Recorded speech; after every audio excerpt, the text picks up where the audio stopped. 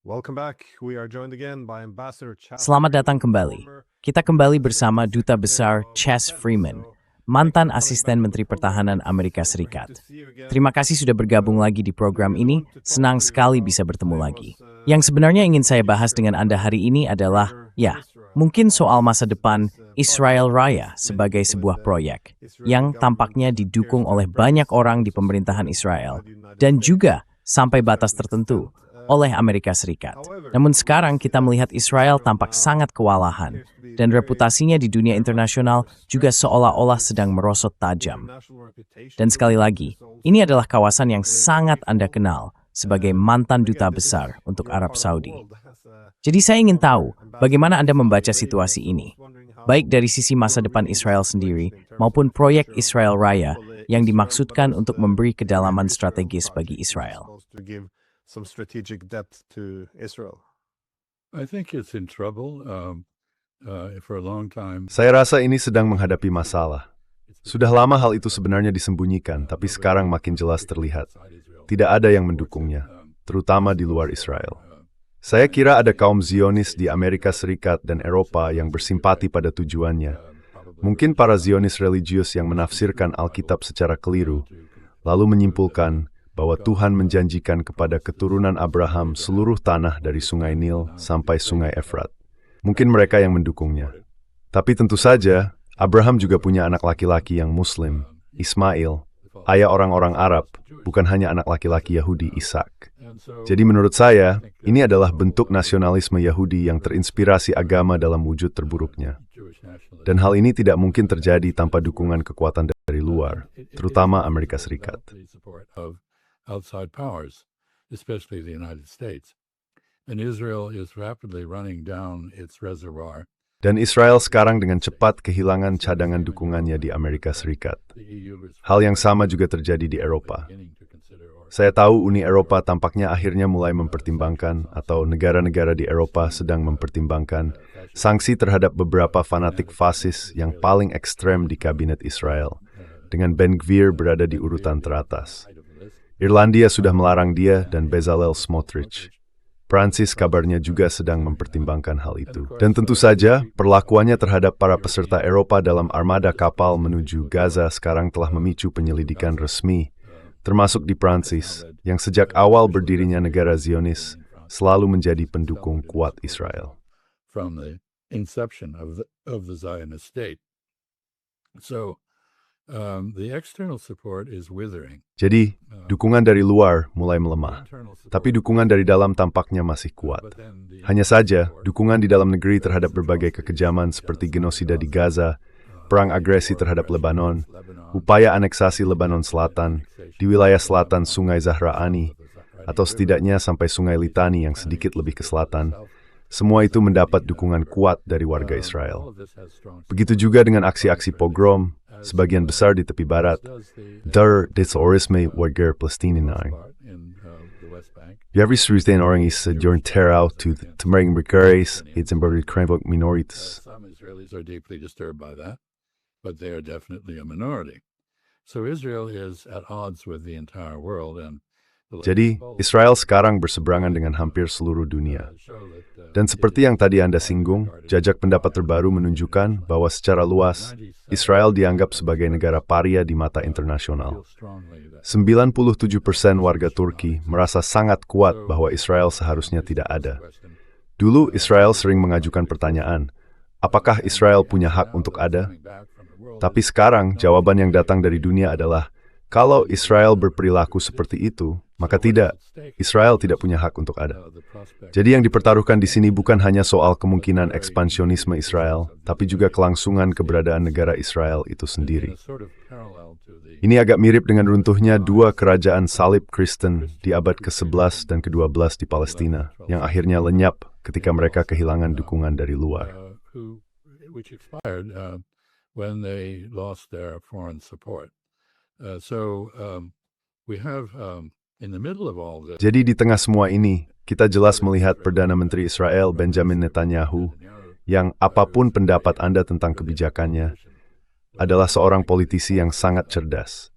Dia paham betul bahwa tanda-tanda sudah jelas terlihat.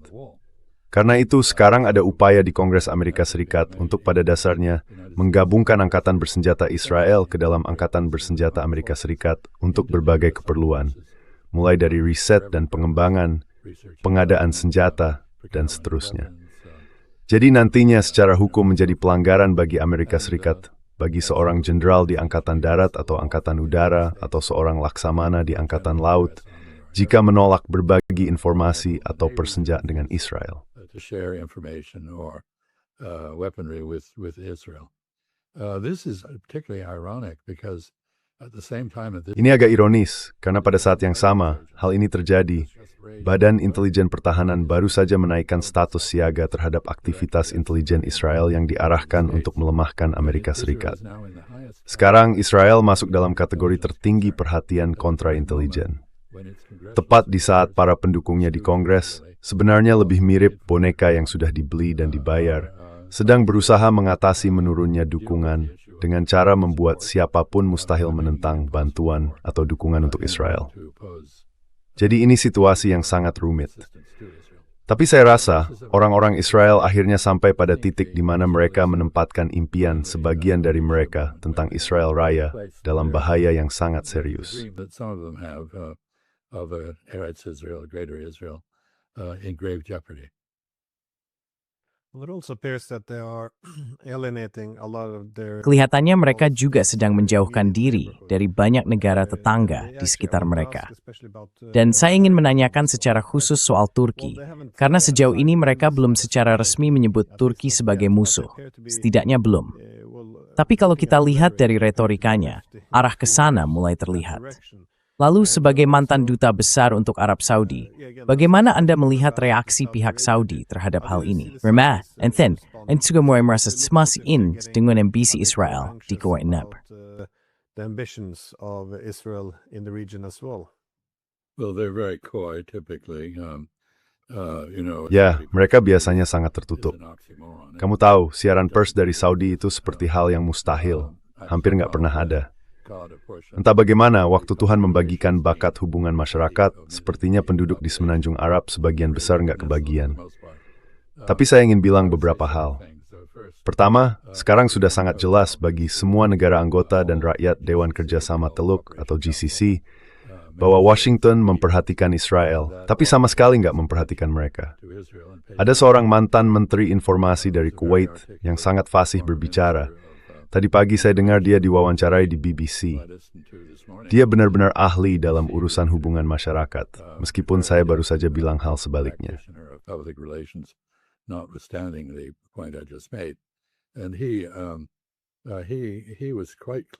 Dan dia cukup jelas ya. Konteks wawancaranya waktu itu membahas pertanyaan apakah negara-negara Arab Teluk akan benar-benar beralih dari peran mereka sebagai basis proyeksi kekuatan Amerika di kawasan, berdamai dengan Iran, menjaga jarak dari Israel, dan ikut dalam arsitektur keamanan baru yang sedang muncul di Teluk. Sekarang saya sedikit menarik kesimpulan dari apa yang dikatakan pewawancara, tapi menurut pandangan saya sendiri, memang sedang terbentuk inti dari arsitektur itu, yang dibangun antara Pakistan, Mesir, Arab Saudi, dan Turki. Tujuannya ada dua. Pertama, untuk mengelola keamanan bersama. Artinya menciptakan kawasan Teluk Persia yang bebas dari kehadiran kekuatan besar dan bisa mengatur dirinya sendiri. Kedua, untuk membangun kompleks militer industri di kawasan itu, yang mendorong kemandirian dan ketergantungan pada kemampuan sendiri. Lewat kwetstran etet tersebut, Insia pastor dinien di bawah gerbins. Between these four countries and whoever else chooses to join them. So I think the answer to the question. Jadi menurut saya, jawabannya adalah bahwa negara-negara Arab Teluk, termasuk Arab Saudi, sekarang semakin bergerak ke arah kerjasama, di mana keempat negara itu bekerja sama dengan Iran, bukan melawannya, dan berupaya menahan Israel. Di sini, kita harus melihat hasil akhir dari perang agresi Israel dan Amerika terhadap Iran, karena perang itu menciptakan situasi di mana Amerika Serikat tidak akan pernah lagi berpihak pada Israel dalam serangan terhadap Iran. Secara politik, hal itu sekarang menjadi mustahil. Donald Trump masih berpegang pada naskah yang diberikan kepadanya oleh Benjamin Netanyahu. Tapi Benjamin Netanyahu sendiri sedang berada dalam posisi sulit di politik Israel. Sekarang dia secara terbuka berfokus pada dia memandang perang dengan Iran dan hubungannya dengan Amerika Serikat sebagai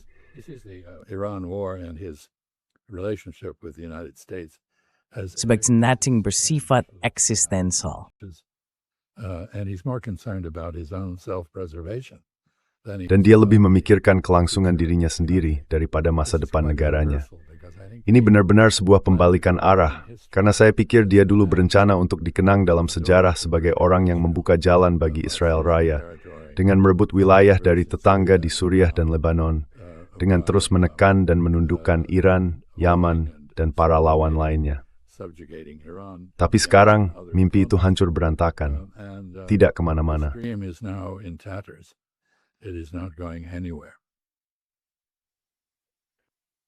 But on Turkey, what is it about? Tapi soal Turki, apa sebenarnya yang membuat Turki jadi masalah besar bagi Israel?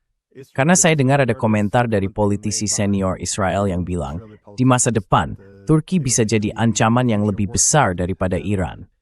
Itu menarik, karena Turki kan anggota NATO dan juga mitra penting Amerika Serikat di kawasan itu. Jadi kenapa bisa begitu? Saya rasa banyak orang agak bingung soal ini, karena Turki tampak seperti menutup mata terhadap misalnya genosida di Gaza. Mereka memang mengeluarkan pernyataan, tapi biasanya cuma sebatas retorika. Mereka tidak benar-benar melakukan apapun. Jadi, apa sebenarnya yang membuat Turki jadi masalah besar? What is it that makes Turkey such a big problem? Saya rasa yang Anda maksud akhirnya mengarah pada pernyataan mantan Perdana Menteri Israel, Naftali Bennett, yang memprediksi bahwa setelah Israel mengalahkan Iran, negara itu akan harus berhadapan dengan Turki.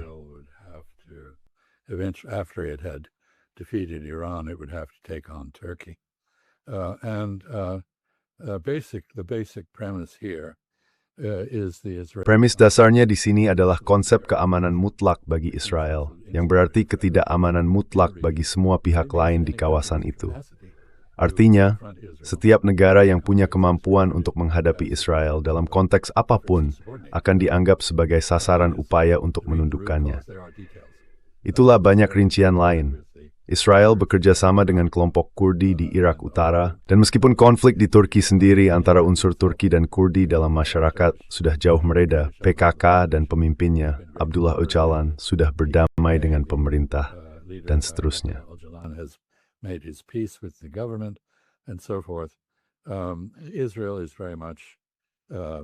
Israel memang menjalankan politik pecah belah, dan karena menentang kekuasaan Turki, sikapnya pun berlawanan terhadap kaum Kurdi. Israel juga menentang pengaruh Turki di Suriah, yang dianggapnya sebagai wilayah berbahaya. Jadi dari sudut pandang Israel, seperti yang saya katakan, selama masih ada pihak lain yang berdiri di Asia Barat, Israel tidak akan merasa aman. Israel sama sekali tidak punya strategi diplomatik. Strateginya sepenuhnya bersifat militer. Selama 28 tahun keberadaannya, Israel belum pernah mengajukan rencana perdamaian, baik untuk Palestina maupun pihak lain. Dan tampaknya, tidak ada tanda-tanda bahwa mereka sedang menyiapkan usulan semacam itu. Jadi, satu-satunya pendekatan Israel terhadap pihak yang menentangnya hanya lewat kekuatan militer.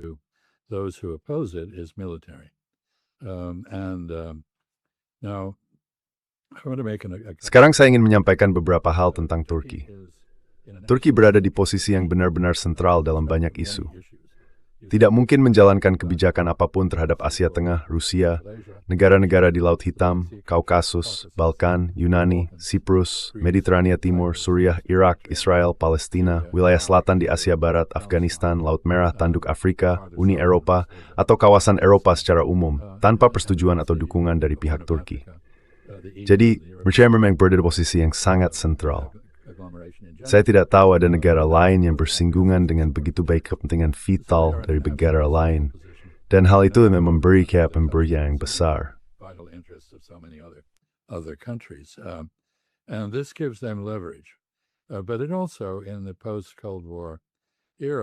Tapi juga, di era pasca Perang Dingin, hubungan mereka dengan negara-negara tetangga, baik di Eropa maupun di luar Eropa, sudah berubah. Ya, Turki memang anggota NATO, yang secara ketat adalah sebuah aliansi. Artinya, para anggotanya punya komitmen tanpa syarat untuk saling membantu dengan cara apapun yang sesuai dengan konstitusi masing-masing kalau ada ancaman. Sekarang saya akan bilang, posisi Turki lebih seperti hubungan Entente dengan anggota aliansi lainnya. Jadi, keterlibatannya bersifat bersyarat, bukan tanpa syarat. Dan setelah ditolak oleh Uni Eropa, kebanyakan dengan alasan karena Turki negara Muslim dan besar, Turki mulai mengalihkan perhatiannya. Beberapa pihak di Eropa ingin menegaskan konsep tentang dunia Kristen, yang menurut mereka akan tercemar oleh kehadiran negara Islam besar. Rupanya Albania tidak dianggap sebagai ancaman. Apparently Albania is not considered a menace.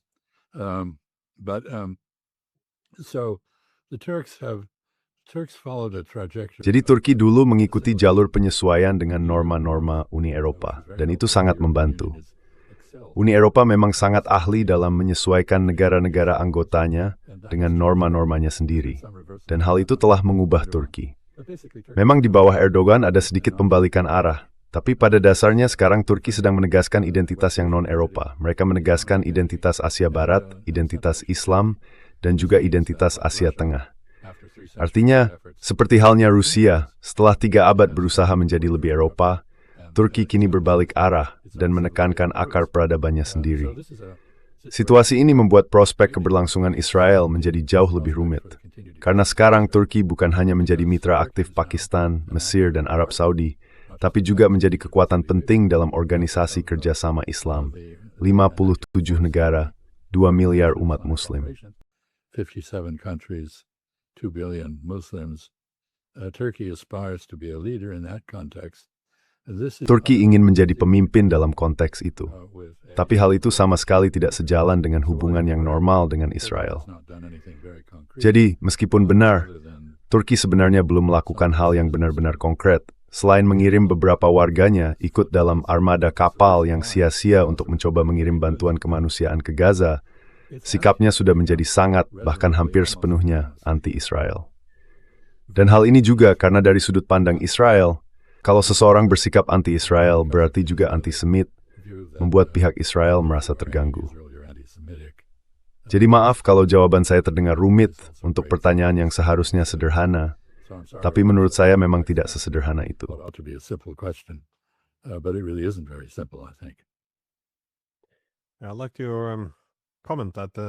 Saya suka komentar Anda bahwa 100% keamanan bagi Israel berarti 100% ketidakamanan bagi para tetangganya. Henry Kissinger pernah membuat komentar yang mirip, dan saya sering memikirkan hal itu. Karena menurut saya, ini adalah salah satu kelemahan utama di era pasca Perang Dingin, yaitu dalam konsep perdamaian hegemonik. Maksudnya begini, kalau dunia barat secara politik mencari keamanan lewat dominasi mutlak, maka tujuannya adalah 100% keamanan bagi barat, yang seringkali berarti 100% ketidakamanan bagi pihak lain. Saya tahu misalnya, orang Rusia pernah mengutip hal ini. Kalau tidak salah, Lavrov mungkin 15 atau 20 tahun lalu pernah mengutip Kissinger tentang hal itu, karena memang begitu cara mereka memandangnya. Tapi baiklah, saya agak melenceng. Saya sebenarnya ingin sedikit beralih ke topik Iran. Tampaknya itu relasi serang Iran. If Israel could essentially knock out Iran, this would be, this could turn everything around. Ini bisa mengubah segalanya, karena sekarang mereka tampaknya sudah kewalahan, bahkan menurut pengakuan IDF sendiri. Mereka bilang pasukan mereka terbagi di Gaza, Lebanon, dan Suriah. Ya, intinya beban mereka sudah terlalu besar. Tapi kalau mereka bisa menyingkirkan Iran, yang dianggap sebagai kepala ular, maka bagian-bagian lain mungkin mulai jatuh ke tempatnya. Tapi menurut Anda, bagaimana ini akan berkembang?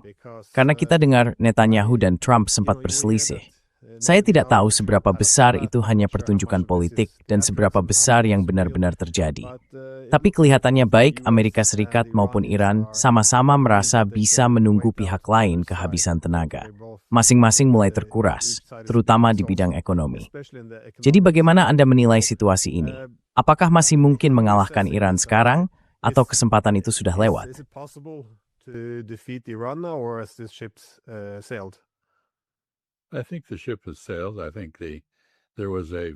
Menurut saya, kesempatan itu sudah lewat. Dulu ada upaya yang sangat kuat untuk menundukkan Iran. Begitu kuatnya sampai menguras bukan hanya persenjataan dan perlengkapan pertahanan Israel, tapi juga Amerika. Kemampuan untuk mencegat drone atau rudal sekarang jauh menurun. Saya rasa Amerika Serikat saat ini sebenarnya tidak punya lagi opsi militer yang masuk akal terhadap Iran. Setidaknya tidak tanpa menanggung biaya yang lebih besar daripada manfaatnya. Israel tentu saja, pada dasarnya sudah menyerahkan tugas menghancurkan Iran itu kepada Amerika Serikat. Dan menurut saya, perdebatan antara Trump dan Netanyahu itu nyata. Trump merasa frustrasi. Netanyahu melakukan segala cara untuk mencegah adanya penyelesaian perang lewat negosiasi, karena dia ingin perang itu terus berlanjut. Alasannya sama seperti yang tadi kita bahas, yaitu bahwa Iran adalah satu-satunya penghalang yang benar-benar efektif bagi terbentuknya Israel Raya.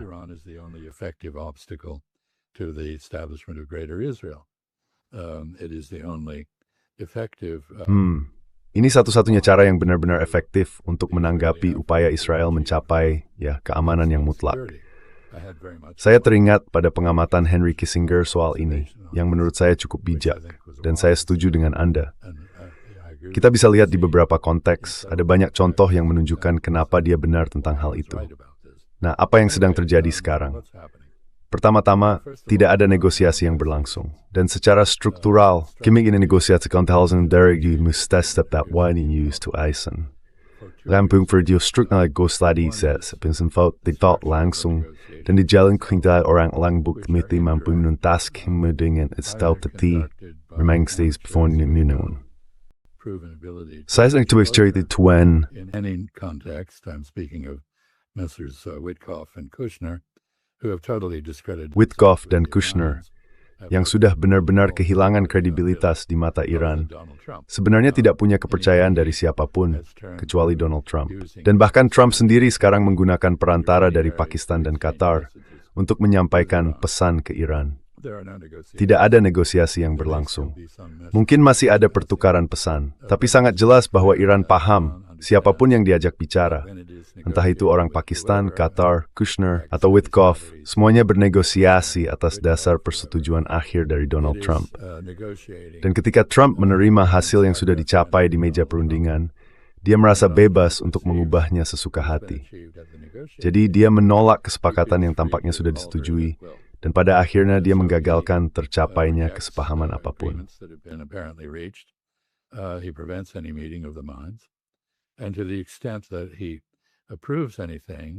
Dan sejauh apapun dia menyetujui sesuatu, dia kemudian harus memeriksanya lagi, seolah meminta persetujuan akhir dari Benjamin Netanyahu, yang jelas-jelas tidak ingin ada kesepakatan apapun.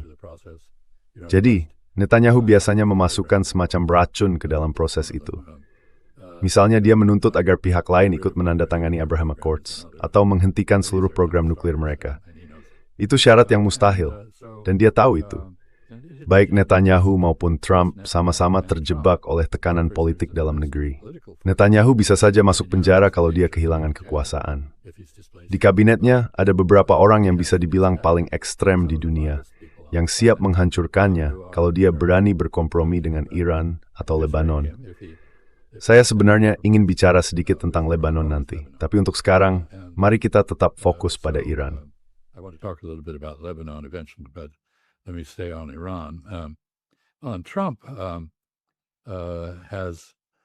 Trump sedang menghadapi tekanan dari pemilu paruh waktu, juga musim liburan musim panas, dengan kemungkinan bahwa kalau Selat Hormuz tidak dibuka tanpa syarat dan tetap diblokade oleh Angkatan Laut Amerika Serikat, harga minyak bisa mencapai $200 per barel.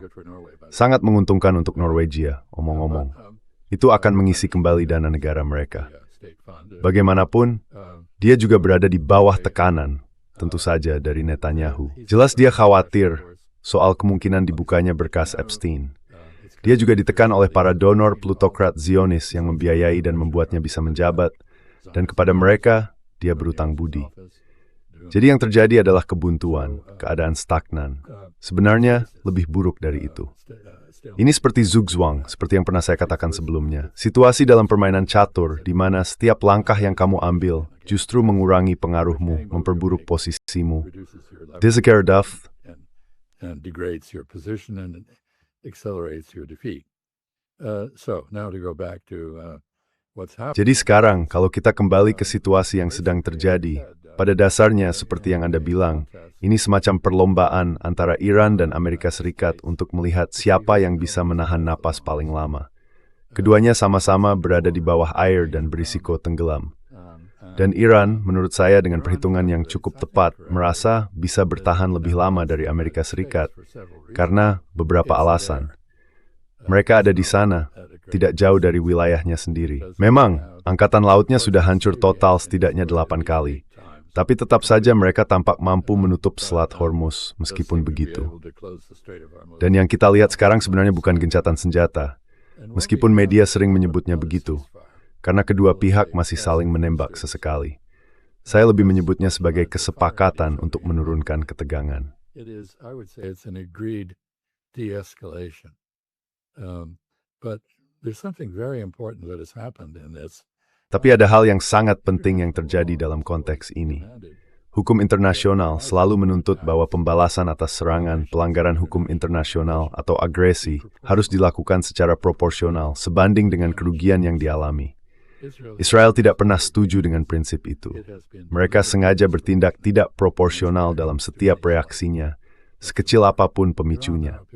Sekarang, tampaknya Iran telah mengadopsi standar yang sama seperti Israel. Jadi, kalau Angkatan Laut Amerika Serikat menembak Iran, Iran akan embrace dengan kebiasaan berlipat. Respon yang jauh lebih besar dari provokasi awal Amerika. Many times greater than the initial American provocation. This has worked for Israel. It probably will work for the United States. Ini berhasil untuk Israel, dan kemungkinan besar juga akan berhasil untuk Amerika Serikat. Tapi bahayanya adalah Iran, yang jelas sudah menyimpulkan bahwa perang ini tidak akan diselesaikan lewat negosiasi, bisa saja meningkatkan serangan sebagai balasan atas provokasi Amerika. Dan ketika itu terjadi, mereka mungkin mulai menembakkan peluru sungguhan ke kapal-kapal perang Amerika. Sampai sekarang, mereka sebenarnya baru menembakkan tembakan peringatan. Saya pikir kita akan melihat sari buah Todor Timur Growth Yukala, tinggut kier gading pride blokan gamer. Nombre bordidza tersterse, it's your bros the selperlis ha access seluruh dumeth kthepulth to walse. The entire world's access to the Persian Gulf. Iran is quite prepared to allow ships through if they. Iran cukup siap mengizinkan kapal lewat, asalkan mereka mematuhi aturannya. Sementara itu, Angkatan Laut Amerika tampaknya tidak siap membiarkan siapapun lewat. Dan tentu saja mereka juga tidak benar-benar berhasil menghentikan semua pihak.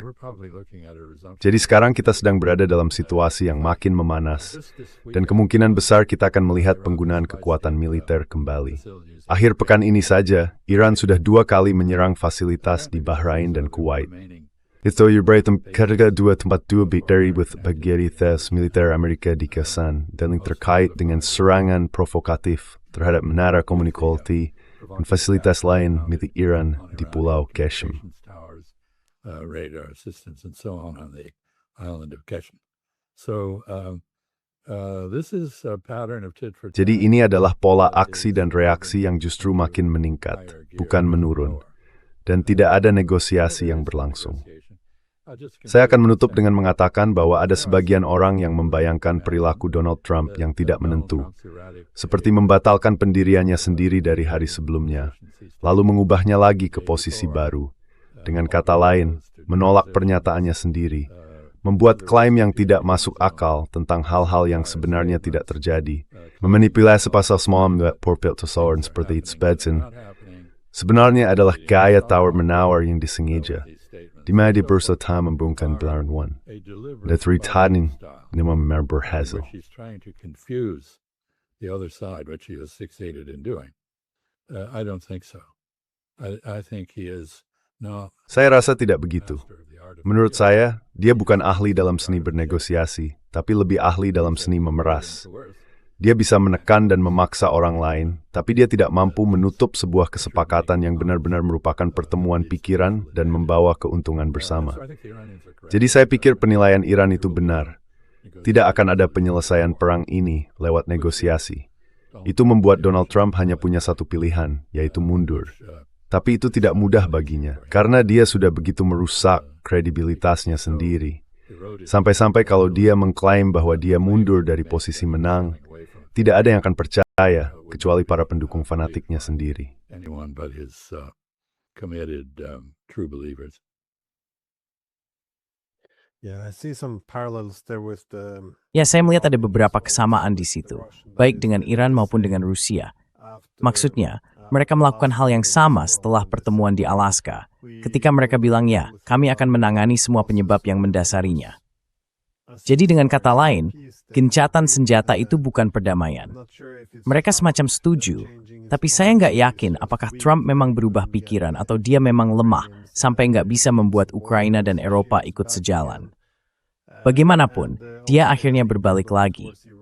Dan ya, saya pikir mereka juga melihat ke Iran, karena semua yang disepakati itu bolak-balik terus. Dan pada akhirnya, ya, nggak berarti apa-apa. Jadi permainan seperti ini cuma bisa bertahan sebentar sebelum pihak-pihak lain mulai menyadarinya. Ya, begitulah. all the other actors begin to pick up on it. But Well, there is a consistent record of Kita tahu ada catatan yang konsisten tentang apa yang saya sebut sebagai gencatan senjata dengan ciri khas Israel. Artinya gencatan senjata di mana satu pihak diminta berhenti menembak sementara pihak lain terus melancarkan serangan. Jadi kita melihat gencatan senjata di Gaza yang sebenarnya bukan gencatan senjata sama sekali. Warga masih menjadi sasaran serangan yang bersifat genosida. Yang awalnya disebut sebagai pengendalian sementara Israel atas 53% wilayah Gaza, kini meluas menjadi 60%. Dan sekarang Israel secara sepihak memperluasnya lagi menjadi 70%. Syarat bahwa penarikan pasukan Israel dari Gaza akan disertai dengan pelucutan senjata Hamas sama sekali belum terlihat akan terjadi. Dan ada juga contoh lain, yaitu Dewan Perdamaian, yang tidak punya anggota aktif, tidak melakukan apapun. Divers Tallinn Uriskauer Udang Uni Emet for the Numerankhandler to me step candidate. Establish an office and hire some people. So this is a farce. And one could argue Jadi begini, ini semua sebenarnya cuma sandiwara. Dan bisa dibilang hal yang sama juga terjadi dalam dialog antara Rusia dan Ukraina. by the way, the Congress, Ngomong-ngomong, Kongres tampaknya sedang berupaya memulihkan semacam bantuan untuk Ukraina. Tapi saya nggak tahu seberapa penting hal itu, mengingat kita nggak punya kemampuan produksi untuk mengganti senjata-senjata penting bagi Ukraina. Ditambah lagi, sayang kita di Kreml ke Saint Petersburg dan ke konferensi Rorsang desor, memajabut Grek nu Gorkar Baltic nomor perik into Seragorde sebagai jalur masuk. members to Vector N. This is clearly going to Ini jelas akan memicu eskalasi balasan dari Rusia. Dan kita memang sudah melihatnya dengan meningkatnya kekejaman serangan Rusia terhadap infrastruktur dan fasilitas produksi Ukraina. in the middle of all this. Di tengah semua ini, Volodymyr Zelensky tidak menunjukkan kebijaksanaan dengan menulis surat yang sarkastik dan tidak tulus kepada Vladimir Putin. Letter to Vladimir Putin. Surat itu jelas lebih memancing kemarahan daripada membuka dialog. Tentu saja langsung dianggap oleh Presiden Rusia sebagai sekadar aksi hubungan masyarakat yang memang benar begitu adanya. Tapi dugaan saya, Rusia akan berusaha sungguh-sungguh untuk mewujudkan kata-kata Putin. Dia sudah mengatakan bahwa perang ini sedang mendekati akhir. Putin's words real. He has said the war is nearing its end. What does he mean? I think he means Russia is going to move. Apa maksudnya? Saya rasa maksudnya, Rusia akan bergerak untuk menguasai sisa wilayah Donetsk, sekitar 15% yang belum mereka kendalikan, dan mencapai tujuannya untuk menguasai Luhansk, Donetsk, 80% Zaporizhia, serta sebagian Kherson. Part of Kherson. Dan pada titik itu, setelah tujuannya tercapai, barulah mereka akan terbuka untuk semacam pembicaraan. Tapi tidak sebelum itu, karena mereka sama sekali tidak punya kepercayaan pada Amerika Serikat maupun Uni Eropa. Pada dasarnya masih membuang-buang waktu dengan berdebat apakah kezaman dan mereka ingin berbicara dengan Rusia, guys. Fuling. Bersikap keras kepala, dan Houston itu Eropa realistis, bukan bom training. Living on fantasy hopes, not anything real. So I think we're seeing the collapse. Jadi menurut saya kita sedang menyaksikan runtuhnya kebijakan luar negeri ala Trump, bukan hanya soal Iran, tapi juga soal Israel dan Palestina, soal Ukraina, soal arsitektur keamanan Eropa, dan juga soal NATO. Di mana para anggotanya mulai mundur dari komitmen inti mereka, menolak memberikan akses wilayah udara atau penggunaan pangkalan bagi pasukan Amerika yang terlibat di Asia Barat. Ya, ini memang masa yang sulit. Dan seperti yang bisa kita lihat lagi sekarang, Amerika Serikat tampak seperti negara yang bisa dibilang tidak mampu membuat kesepakatan. Maksudnya, kita sudah begitu jauh meninggalkan profesionalisme diplomatik dan aturan dasar dalam urusan kenegaraan, sampai-sampai kita tidak lagi mampu menyelesaikan masalah yang sebenarnya ingin kita selesaikan.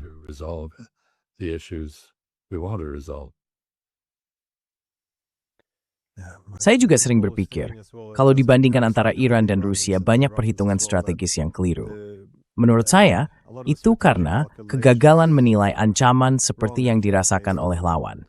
Maksudnya begini, kalau kita mengakui bahwa Iran, dengan alasan yang sangat kuat, menganggap perang ini sebagai ancaman terhadap keberadaan mereka, bukan sekadar upaya mengganti rezim, maka kita bisa memperkirakan bahwa mereka akan siap menanggung segala macam penderitaan demi bisa mengatasinya. Hal yang sama juga berlaku untuk Rusia. Mereka melihat ini sebagai ancaman terhadap keberadaan mereka, terlepas dari apapun yang dipikirkan NATO.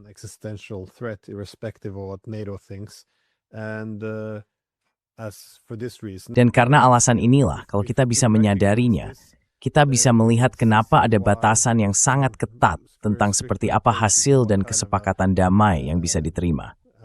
Tapi juga kita bisa memahami seberapa besar penderitaan yang bersedia mereka tanggung, dan sejauh mana mereka akan melangkah untuk memastikan tujuan mereka tercapai. Namun di Eropa, mereka berpikir bahwa mengakui Rusia melihat ini sebagai ancaman eksistensial, berarti seolah-olah itu membenarkan tindakannya, karena artinya NATO sedang mengancam Rusia. Dan seperti yang kita tahu, para pemimpin Eropa menolak pandangan itu. Begitu juga dengan para komentator di media, mereka sama saja. Mereka bersikeras bahwa ini semata-mata soal ekspansionisme Rusia. Tapi kalau analisisnya keliru, maka kita tidak bisa memahami motivasi mereka. Seberapa jauh mereka mau melangkah, dan apa yang bisa mereka capai dalam proses perdamaian. Tapi baiklah, saya agak melenceng. Tadi kamu sempat menyebut ingin membahas Lebanon, dan saya pikir itu juga penting. Well, before we do, let me make a comment on Sebelum kita lanjut, saya ingin memberi komentar tentang seni bernegara dalam kaitannya dengan perang di Ukraina. Menurut saya, sangat jelas bahwa dalam politik, persepsi adalah kenyataan, dan kepentingan yang dipersepsikan menjadi dasar dari tindakan. Ada hierarki kepentingan. Kepentingan tertinggi yang sedang diperjuangkan Iran adalah identitas nasional, budaya, bahasa, dan keberadaan komunitas yang menyebut dirinya bangsa Iran. Tapi di bawah itu, ada tingkatan kepentingan lain. Ada kepentingan strategis, kepentingan yang kalau diabaikan atau tidak dibelah, bisa berujung pada serangan terhadap kepentingan vital. Dan inilah yang terjadi dalam perang di Ukraina. Iran adalah kasus yang berbeda, karena negara itu sudah menghadapi tantangan terhadap identitasnya sendiri. Gagasan untuk menghancurkan negara Iran, yang menjadi dasar kebijakan Israel dan didukung oleh Amerika Serikat, adalah hal yang lain.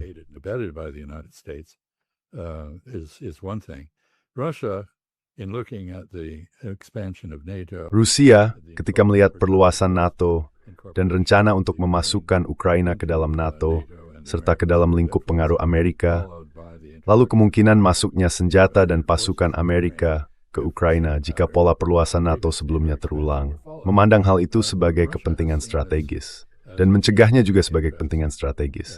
Karena kalau itu dibiarkan terjadi, kepentingan vital Rusia akan terus-menerus terancam oleh keberadaan senjata dan kehadiran militer yang bermusuhan di negara yang juga bermusuhan seperti Ukraina.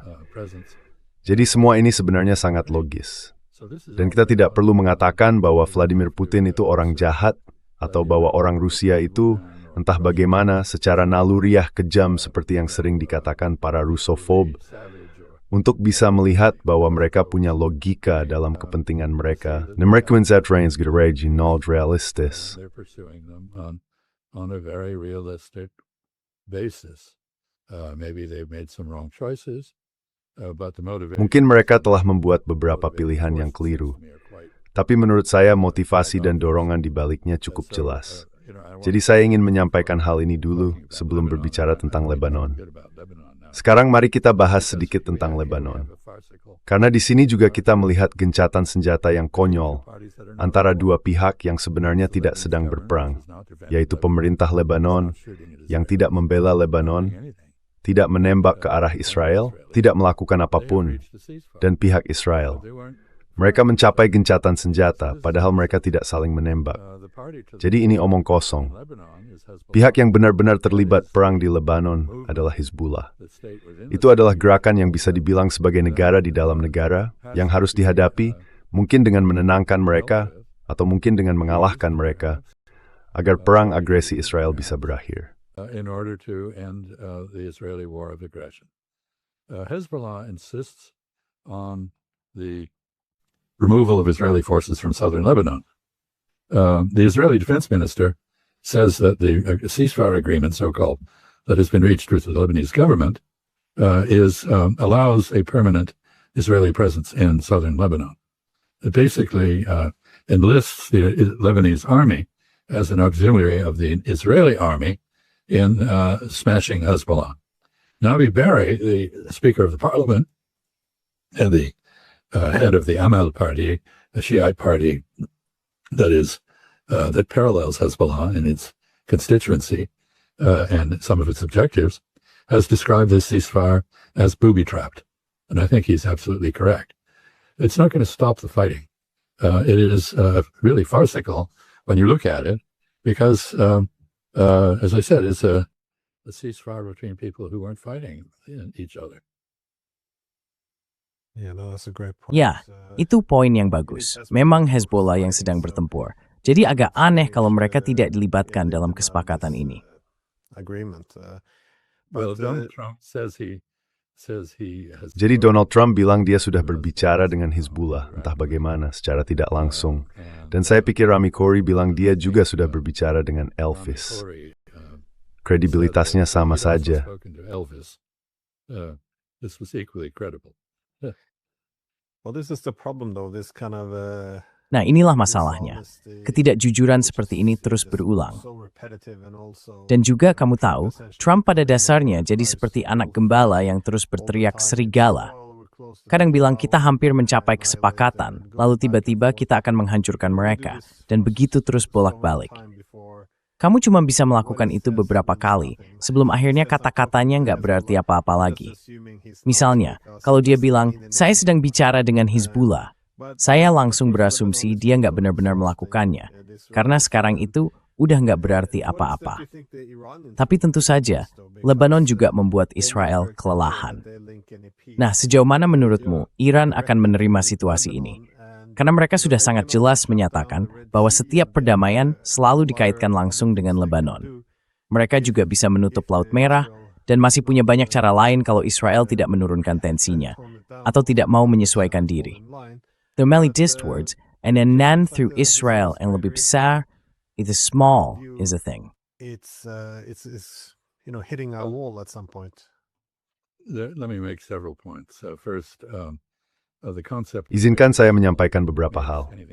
Pertama, konsep Israel Raya membuat setiap tindakan yang dilakukan Israel bersifat regional, bukan terbatas pada sasaran tertentu yang sedang diserang.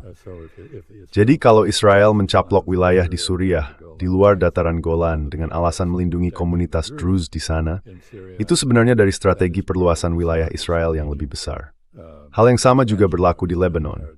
Artinya, Israel sedang menjalankan kebijakan yang mencakup seluruh kawasan, dan itu membuat perang dengan Iran bersifat regional. Kedua, sejak awal Iran sudah menyatakan bahwa setiap perang yang dilancarkan Israel dan Amerika Serikat terhadapnya akan menjadi perang regional. Dan faktanya Iran telah menyerang 8 negara sebagai tanggapan atas perang ini.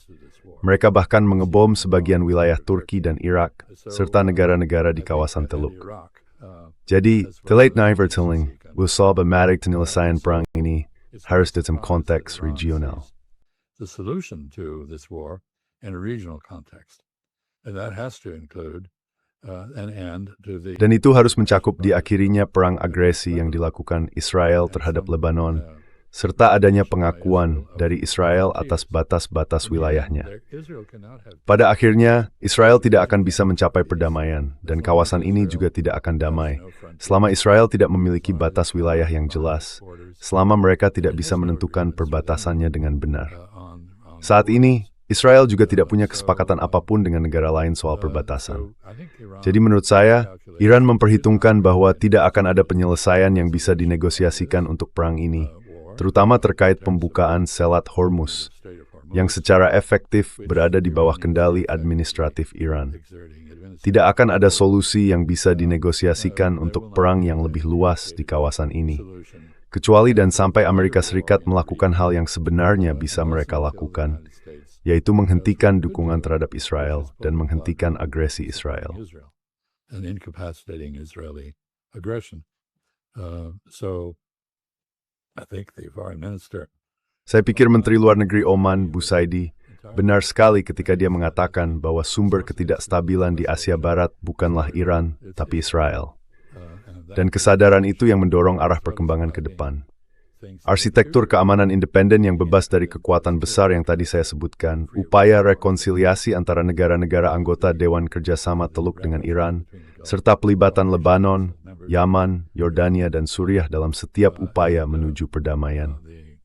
Semua itu adalah hal yang realistis, karena satu-satunya cara untuk mencapai perdamaian adalah dengan menangani semua persoalan ini secara bersamaan. Tapi di sisi lain, hal itu juga tidak realistis, karena Israel sama sekali tidak mau membahas persoalan-persoalan tersebut, dan Amerika Serikat sendiri tampak sangat bingung. Namun sejauh mereka tahu apa yang sedang mereka lakukan, mereka tetap mendukung Israel. But to the extent it knows what it's doing, it is backing Israel. Well, let me ask a last question about. Baik, saya ingin menanyakan satu pertanyaan terakhir tentang keberlanjutan dari apa yang dilakukan oleh Israel. Karena tadi Anda sempat menyebut, kalau Netanyahu jatuh, tampaknya tetap ada kesepakatan yang cukup luas di sekitar banyak kebijakan utamanya. Tapi hal yang sama juga bisa dikatakan tentang Amerika Serikat, dalam konteks banyak perangnya. Di sana juga ada kesepakatan lintas partai, baik Demokrat maupun Republik, cenderung mendukung banyak perang itu.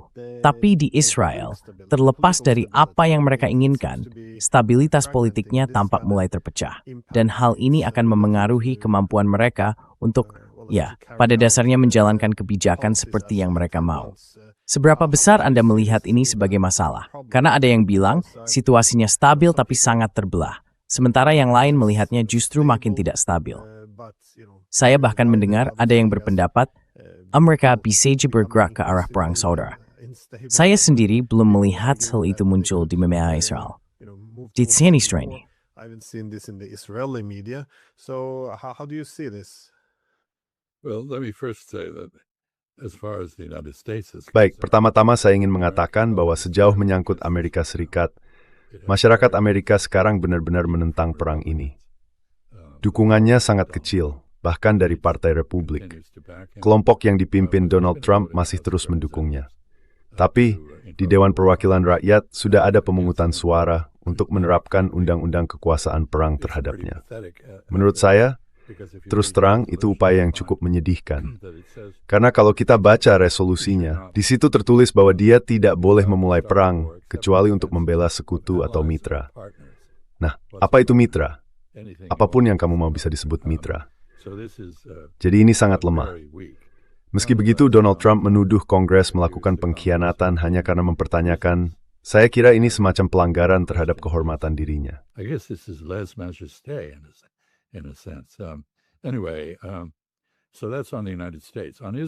Baik, jadi itu soal Amerika Serikat.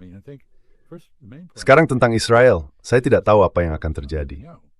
Menurut saya, hal pertama dan paling penting adalah salah kalau kita hanya fokus pada Netanyahu. Dia bukan penyebabnya, dia gejalanya. Mungkin dia memang jadi nakhoda kapal yang sedang menuju bencana.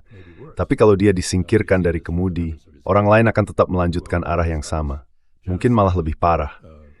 Kita bisa lihat dari anggota kabinetnya sendiri, yang secara terbuka mendukung genosida, penyiksaan, pembersihan etnis, pembantaian, dan perlakuan tidak manusiawi terhadap orang lain secara umum. Dan tampaknya, siapapun yang bukan Yahudi Israel dianggap tidak layak untuk dilindungi. Jadi di dalam Israel sendiri ada sistem apartheid yang berjalan. Dan di luar perbatasan Israel tahun 1967, ada penindasan militer yang pada dasarnya mirip gaya Nazi.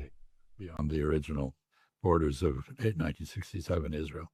So, I don't know what will happen in Israel. Jadi saya nggak tahu apa yang akan terjadi di Israel. Menurut saya, Israel sekarang ada di posisi di mana kemungkinan besar penduduknya akan berkurang sedikit demi sedikit. Semakin banyak orang yang biasanya jadi tulang punggung negara Israel akan memilih untuk pergi. Saya kira kelompok ortodoks yang menolak membela Israel dan yang secara teologis percaya bahwa negara Israel seharusnya belum ada. Maksudnya, mereka yakin Israel baru boleh dibentuk kembali setelah Mesias datang. Dan sejauh ini belum ada bukti bahwa itu sudah terjadi. Ya, mereka juga bagian dari persoalan ini. Saya nggak tahu. Tapi saya rasa kita sedang melihat tantangan yang benar-benar bersifat eksistensial. Bukan cuma tantangan dari Israel terhadap Iran, tapi juga tantangan terhadap Israel sendiri. Bukan hanya dari Iran, tapi juga dari negara-negara tetangganya. Not just Iran, but its Israel's neighbors.